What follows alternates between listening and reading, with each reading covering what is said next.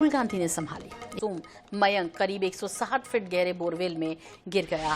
तब से लगातार रेस्क्यू ऑपरेशन चलने के बाद भी बच्चे को अभी तक निकाला नहीं जा सका। मौके पर अभी भी रेस्क्यू ऑपरेशन जारी है। अब खबर है कि बच्चे को कभी भी बाहर निकाला जा सकता है, जिसे लेकर मौके पर एम्बुलेंस को तैनात किया गया है। वहीं खुदाई का काम अंतिम पड़ाव पर है और टनल लगाने की तैयारी भी।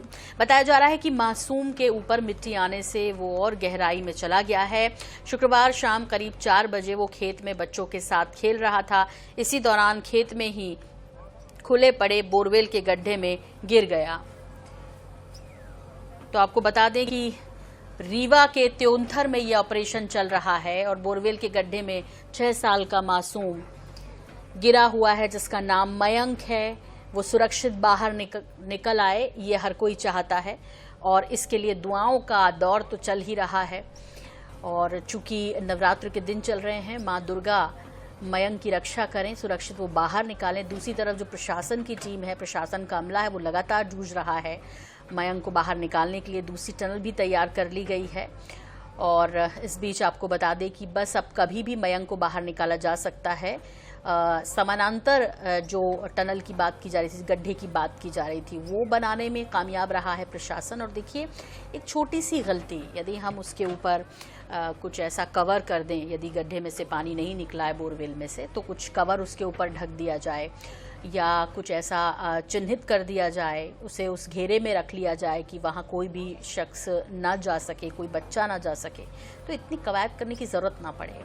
एक छोटे से गड्ढे को यदि ढक दिया जाता और उसके आसपास ये सूचना लिखी होती कि यहाँ गड्ढा है, सावधान रहें, या कुछ ऐसी उसे बैरिकेटिंग उसकी कर दी जाती, मतलब आसपास से कुछ उस ऐसी बाउंड्री बना दी जाती, तो शायद ये जो टनल दूसरी तस्वीर में आप देख रहे हैं ना, इतना बड़ा गड्ढा खोदने की जो ज़रूरत पड़ी, इतनी बड़ी जो दूसरी टनल बनाने की ज़रूरत पड़ी और समानांतर खुदाई की ज़रूरत पड़ी, वो शायद ना करनी होती। एक छोटा सा मानवीय गलती, लेकिन इन सब के बीच वो मासूम जो कई बार इन गड्ढों के अंदर अपनी ज़िंदगी और मौत की जंग लड़ते हैं, कुछ बहुत भाग्यशाली होते हैं, बच जाते हैं, और कुछ ज़िंदगी से हाथ धो बैठते हैं।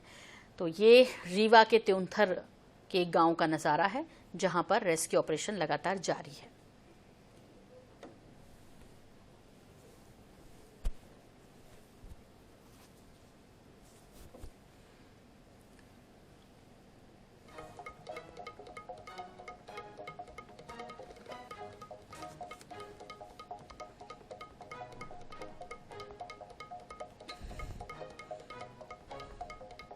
रीवा जिले के मनिका गांव में एक बालक सूखे बोरवेल में खेलते खेलते चला गया। बड़ी दुख की बात है। हमने रेस्क्यू करने के लिए वहां टीम लगाई हुई है, लेकिन बारिश और मिट्टी में धंसा होना, गीला होने के कारण से काफी कठिनाई आ रही है।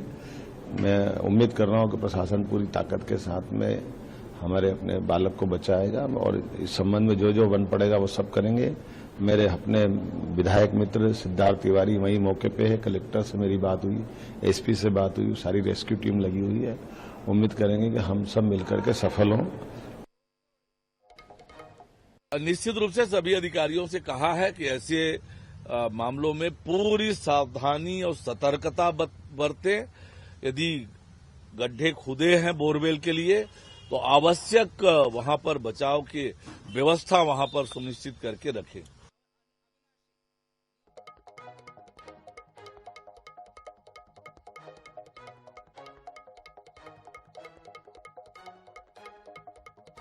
हैं और वो तस्वीरें भी दिखाते हैं जहां पर कि ये ऑपरेशन चल रहा है। सीधे रीवा के त्योंथर के इस गांव का रुख कर लेते हैं। दिनेश दहिया हमारे संवाददाता जो हैं वो हमारे साथ जुड़ गए हैं ऑपरेशन जिंदगी के बीच। दिनेश, अब से कभी भी किसी भी वक्त मयंक को बाहर निकाला जा सकता है, एक उम्मीद के साथ कि सब कुछ ठीक है, और कितना वक्त लगेगा?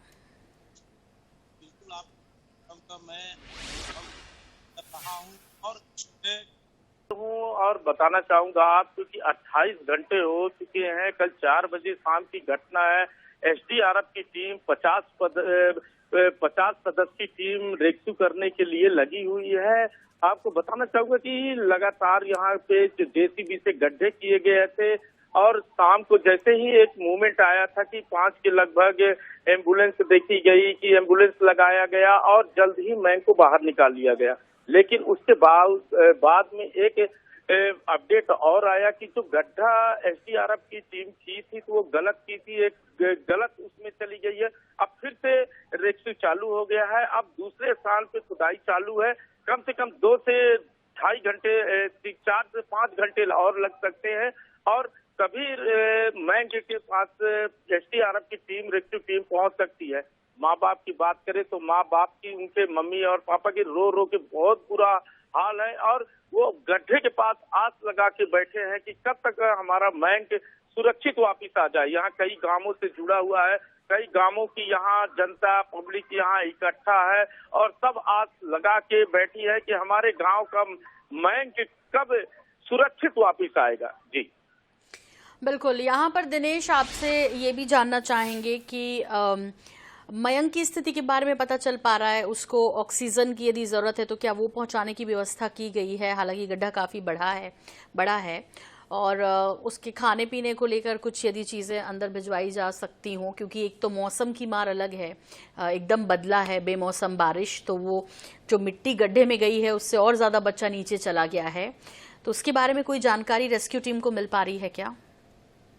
बिल्कुल आपको बताना चाहूंगा, जब ये घटना शाम को 4 बजे हुई है, मयंक दोस्तों के साथ खेल रहा था, खेलते खेलते अचानक गिर गया। जब उसका दोस्त था घर में, परिजनों को उसको बताया कि मयंक बोरवेल में गिर गया है, तत्काल उनके परिवार के घटनास्थल पर पहुंचे और उनके परिवारों ने तुरंत पुलिस को सूचना दी। पुलिस द्वारा प्रशासन को सूचना दी। तत्काल मौके पर कलेक्टर और एसपी पहुंच गए और तत्काल उन्होंने ये सारी चीजें देखी। 2-4 जेसीबी लगाए, पहले खुदाई किए, लेकिन जाने कि ये मामला गंभीर है, इसलिए फिर बाहर से एसडीआरएफ टीम की बुलाई गई और 50 सदस्य की टीम बुलाई गई। जब से वो पहुंचे हैं लगातार खुदाई चालू है।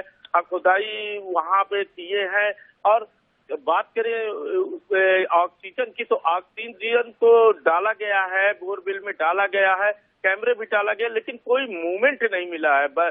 मैंग का कोई भी मूवमेंट अभी तक नहीं मिल पाया है और रेस्क्यू करने के प्रयास में लगे हैं। उनका कहना है कि लगातार हमारा रेस्क्यू चालू है, 2-4 से 6 घंटे और लगेंगे और हम सुरक्षित मैंग को ले आएंगे। बहुत बहुत शुक्रिया दिनेश इस तमाम जानकारी के लिए आपका। और मयंक सुरक्षित बाहर निकल आए, ऑपरेशन जिंदगी एक बार फिर सक्सेस रहे, सफल रहे, इसी उम्मीद के साथ मयंक जल्द से जल्द बाहर आ सकते हैं कभी भी, क्योंकि रेस्क्यू टीम जो है लगातार कल से लगभग 28 घंटे हो चुके हैं जब से लगातार लगी हुई है और मयंक को बचाने की कोशिशों में।